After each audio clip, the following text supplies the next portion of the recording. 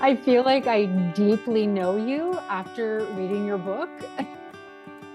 I just like crushed it in like Oh, 3 nights, 4 nights. I don't even remember when I started it. It's Thursday, right? I think I started it yes. on the weekend. And yeah, it was lovely. And it made me so excited to actually meet you in this way now. Lovely. I know I feel like I know you a bit from listening to the podcast. So Yeah. it's this like weird parasocial like thing that happens. I know. Oh man, that happened with another guest. We exclusively only have like an Instagram relationship. But anyway, when we were recording the podcast, we both had this moment of like, are we friends? Can we be friends like this? Like we're like online friending, right? Like Yes. And yeah. I think I'm on TikTok, not as a consumer, not Yeah. a user. And that's a thing that a lot of the influencers talk about. They're like, are my mutuals. And I'm like, have you ever met each other in real life? Right. But they're all like, no, we're just friends in this way. I'm like, okay, Yeah. cool. All right, we are here today with Olivia, and we are going to debunk some of the ways that people, mothers, humans, fathers, partners, people feel like failures, especially in the early days of parenting little people. And Olivia, can you share with us what you have found to be true in some of your work with clients and all of the wonderful research and work that you do? There are so many different components to this. I'm really sitting right now in this idea of feeling like a failure, particularly when we are newer at parenting or newer to parenting like our next child. Before Olivia answers that question, I wanted to highlight the 3 values that underpin this new culture of impulsible parenting. 1, the more you sacrifice, the more you love. Number 2, when you invest upfront, you will be rewarded later in life, aka your kids won't have to go to therapy like you go to therapy. 3, danger is all around us. Stay vigilant, over research, overdo everything. Keeping it natural. No sugar, no gluten, bake everything, store-bought things are wrong, cloth diaper, crunchy, this is that pressure that we feel to keep things natural. And prescribed self-care. The idea that when you are burnt out and struggling, all you need is more self-care. Having self-care activities prescribed to parents by others completely misses the point. What's required to tend to each person's needs is a personal and complicated, and it's constantly changing. Yet impossible parenting uses self-care as a weapon against parents, leaving many blaming ourselves if we struggle with our mood, health, or energy when we haven't been engaging in self-care enough or in the ways that we should. And the last is make every moment magical. This includes documenting growth, development, and carefully curating ways we preserve memories, how we make memories, how we talk about memories. And the fact that we have this shareable platform to share the happy performances encourages us to silence any negative feelings that we have towards children or parenting, when tragically this leaves many parents suppressing or pathologizing their negative thoughts towards their children rather than interpreting them as a normal, potentially even necessary part of parenting. Now on to Olivia's answer about what do we do when we feel like failures. And I think I want to start by talking about one of the biggest pieces that I see, which is the collapsing of the work of parenting. So that is the I need to feed the baby, I need to book the appointment, I need to um, uh, wake up in the middle of the night with the baby, from the relationship that we have with our children. Mm. And some of the people who have been thinking about this or talking about this from a while notice that often when people are like grandparents or they have older children, they will look back on the time with their kids and say like, oh, it went by so fast. Oh, I have all these precious memories related to it, savor every moment. But then when you look at what it's like to actually be in those moments, they are really hard.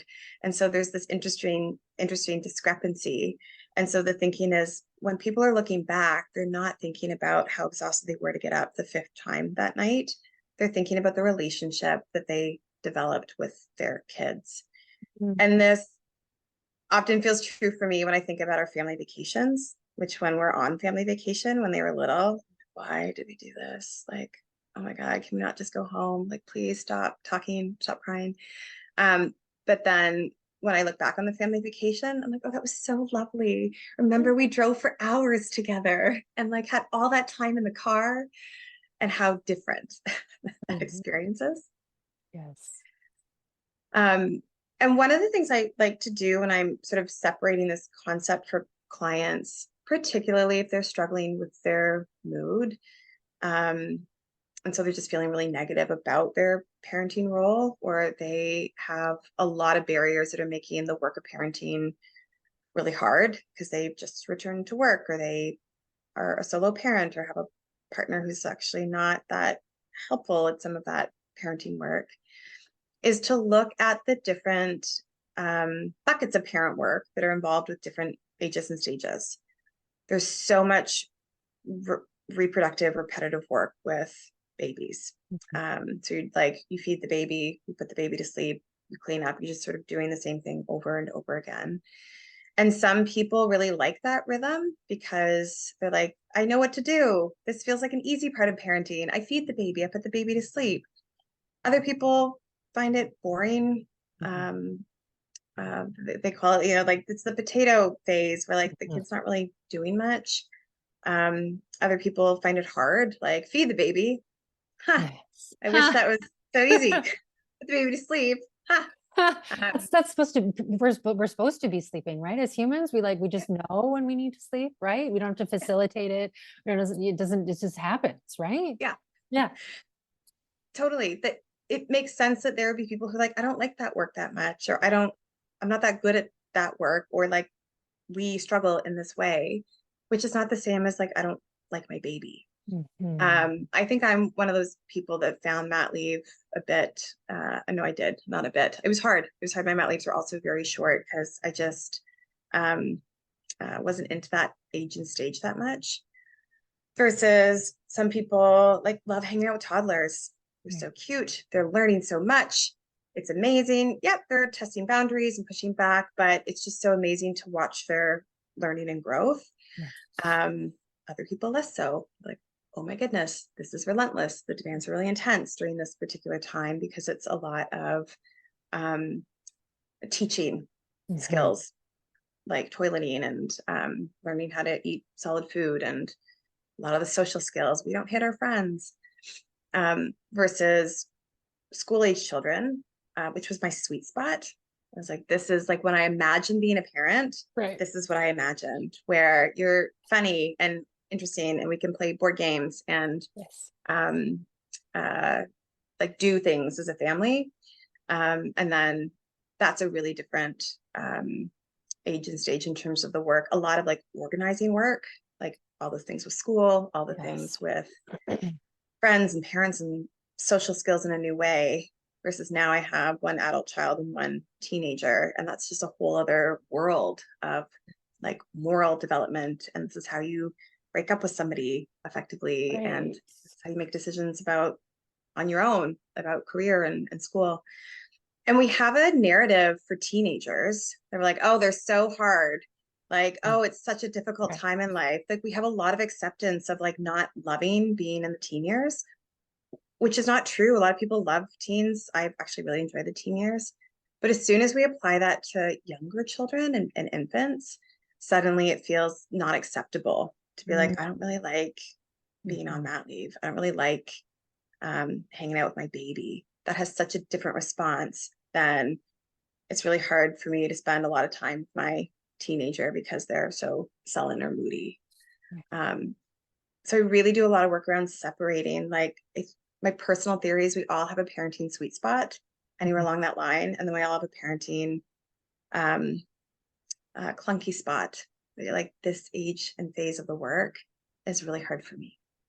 And can you give a, for example, if someone is in one of their clunky spots right now, what is the internal or the external or the community work that needs to be done around this internal narrative of, I don't like my baby or child, teen, versus I'm in a clunky spot and it's not an indicator of my ability to attach or bond. It's just clunky.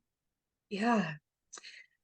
I think ideally, if we were to like track together, so like what are the things that are feeling so hard, we'd start to outsource them Mm, a little bit more, which is not universally possible. But if some of what's making it feel really hard and overwhelming is like, I can't feed this kid every hour on the hour, like I mm, find it really overwhelming and then the mess overwhelms me. Like what parts of that can be outsourced to other care providers, other mm. parents that are around, um, other ways to sort of like be in that. Um, and for some people, that is, oh, I think I want to put this kid in daycare, or I'd like to have Yes. like bring in more people. I actually need more breaks and more time for myself. And so the idea of that we would be doing our best work and really leaning into our best work as parents, but the stuff that is really clunky for us, same if we were on any job, that we would get additional support around that or try to outsource it. I feel like I'm terrible at Excel. Is there somebody else in the team that can do the Excel parts? Um, and then for some people, it's like, I actually want this to be a growth edge. So what is it about this type of work that's really hard for me? Sometimes that's connected to like earlier childhood stuff. I think I want to learn more about how to co-regulate. Like Mm, I find that work really hard. I'd like to learn more about that. Like, okay, but from a really gentle entry point, not you need to co-regulate or this is going to be the outcome for your child. And so like, it's all your responsibility. Good yes. luck. Yes. Um, Yeah. And please source all of said information only from social media, yes, right?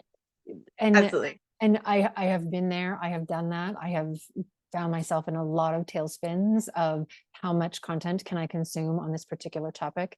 When in fact, personally for me, what would have helped more is outsourcing a reputable source, reading Yes, or experiencing that from another parent or in a supportive environment, and actually practicing it, like spending that time actually practicing the integration, as yeah, opposed to the tailspin that myself and my clients have found themselves in, of only reading yes, about it, only consuming it, and adding to that narrative of I suck, I failed, I'm horrible, my kid's going to hate me, and they're going to end up yes, in therapy. yes. Yeah.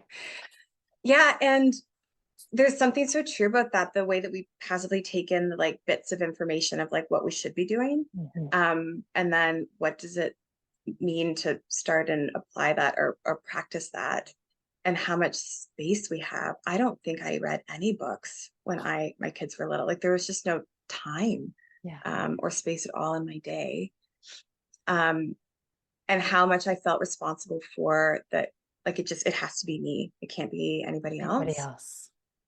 And some of that is conditioned in the way that we look to like different gendered parents for different things, and things that often like moms do are seen as like you need to do this really well, where if like dads or like under other gendered parents do it, they're like, oh, what a good boy, you Oh, made you're lunch trying so today. hard. Yeah. Yeah, I call it puppy praise. Like you're getting puppy praise for like what a good boy, versus did you send a sugar Right. snack in this like preschool lunch? Like how dare you? How How dare dare you? you? Yeah. And I know for me specifically, because I'm not like a super well organized person, that's a struggle for me. That once I started to outsource that to my partner, like not doing all the forms and not making all the appointments, my life got exponentially better. Yes. Because that's just not an area that I'll probably ever be that good at. And so, what do you do about feeling like a failure?